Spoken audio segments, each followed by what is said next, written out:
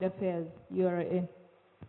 Senior officials of the Uganda Revenue Authority, led by the Commissioner General Doris Akol, made their second appearance before the Parliamentary Committee on Commissions, Statutory Authorities and State Enterprises. The committee is investigating the 6 billion shillings payout to 42 government officials for their role in the successful oil tax case where Uganda secured over $400 million from two oil companies, Heritage and Tallow, following a successful arbitration in London, UK.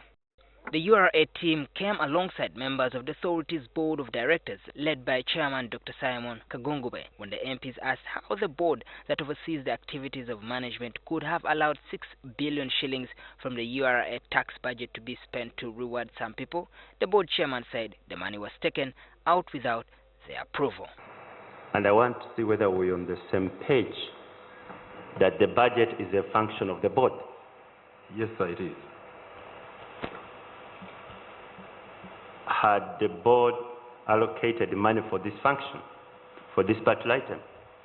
No, sir, it had not. If there is a reallocation of resources within your institution, doesn't it need the authority of the board? It does. We did not know that that had happened. When we knew that it had happened, we too were wondering how that could have happened. URA Chief Doris Akol argued that the board of directors is only charged with matters of human resource and not finance, but the MPs didn't buy that explanation, saying the law mandates the board to approve transactions of that magnitude, in this case 6 billion shillings. The board is not required to approve allocations either under the URA Act nor under the Public Finance Management Act. Just came to us last Friday, and we are looking at all the documentation and all the statutory provisions and saying, is that the way it should have happened? The committee then got concerned that the URA officials were contradicting themselves. The officials were then put on oath. I, Doris Akol, swear by the Almighty God that the evidence I shall give touching the matter before this committee shall be the truth, the whole truth. I, Ali Sekatawa, affirm that the evidence I shall give touching the matter before this committee shall be the truth, the whole truth, and nothing but the truth. The 6 billion shillings was appropriated by Parliament as a supplementary budget for URA. The MPs wondered why Akol, who was the accounting officer for the money, now dubbed the Golden Presidential Handshake, and her team sought the money in anticipation of Parliament passing a supplementary budget. This supplementary, my understanding was money is needed to bridge in that particular financial year. But now you are telling us a supplementary in a coming year.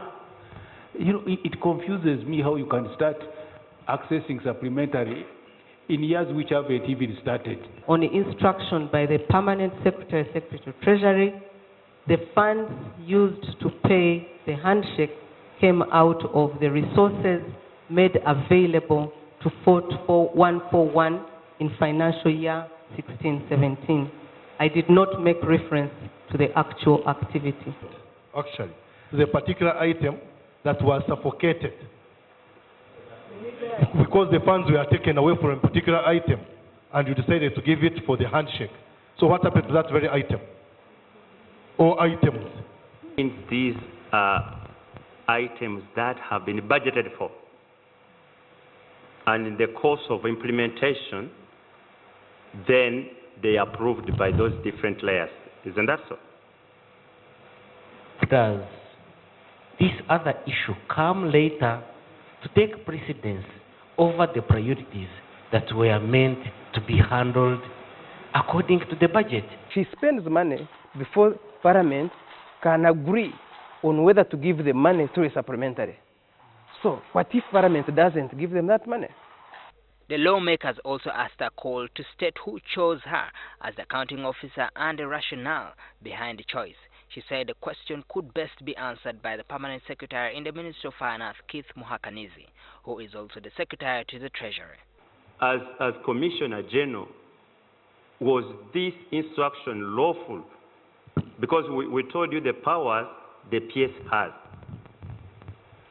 And we told you that the directive or instructions you are bound to follow are those which are what? Lawful. The PSST issued instructions to me as Commissioner General.